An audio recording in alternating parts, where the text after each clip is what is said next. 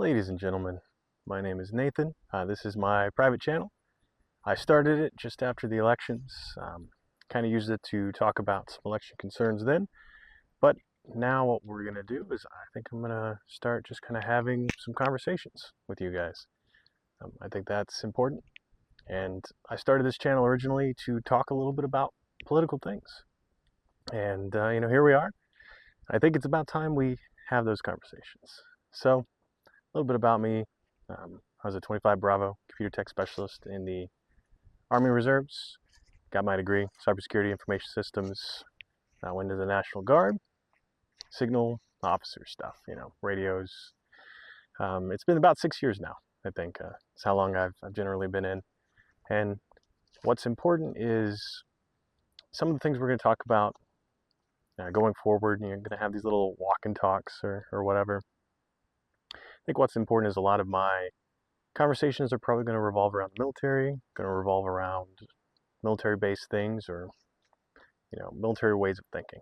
So let's talk about, a little bit about me, and then let's get into things. So why did I join the military? Well, that's a long story, but ultimately it came down to some opportunities, and it came down to kind of doing something where I felt like I was going to be protecting people. You get paid, you get maybe some college out of it, but then you get to do good things and help people, which is really the selling point of the National Guard is, most of the time you're going to be working within your state, you're going to be responding to emergencies. So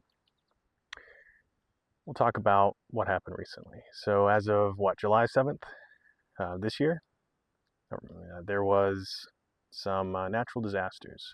As of official reports, I think at least 90 confirmed deaths caused by flash flooding in central Texas. There are still missing people, I think like 41 people are missing per Politico, 75 fatalities. Most of them campers, I think Camp Mystic, right? Young children, and they're still hunting for them as of right now.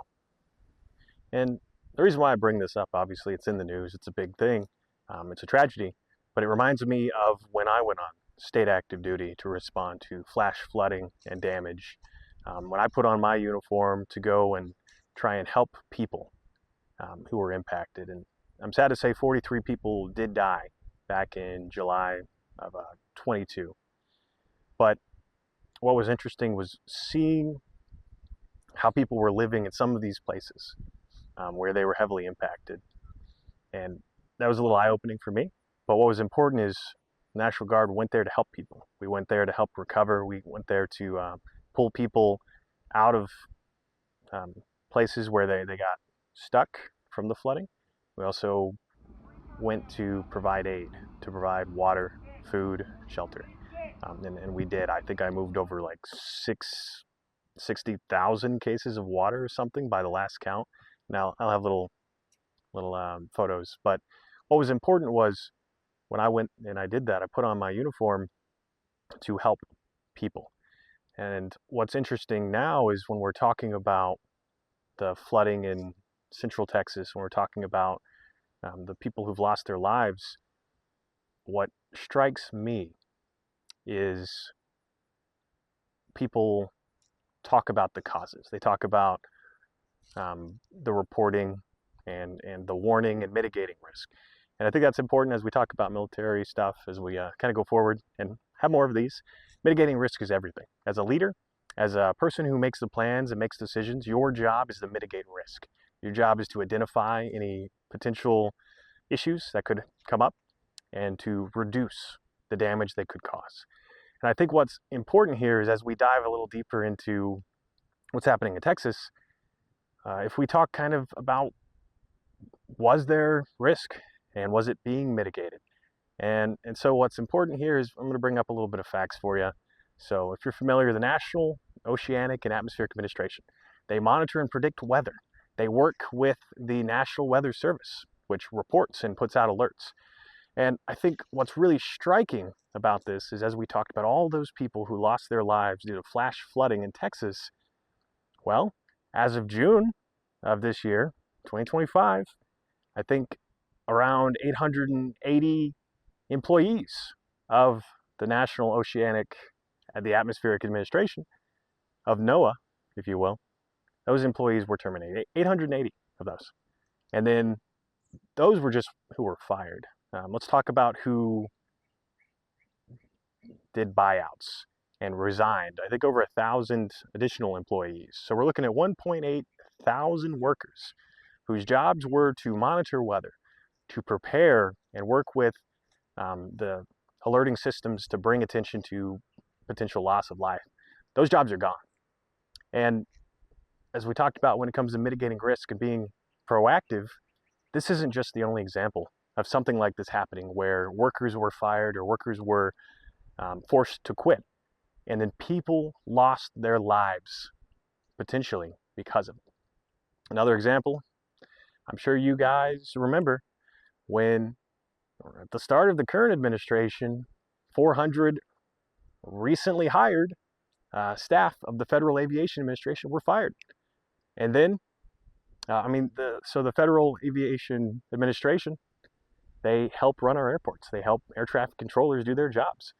And they were already understaffed, and the air traffic controllers we currently had then were understaffed.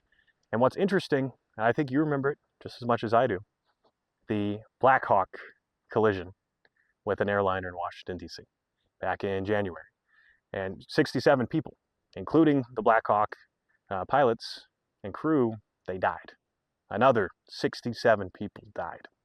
I think, as I mentioned before, what's important as a leader and as an administration is your job is to make plans.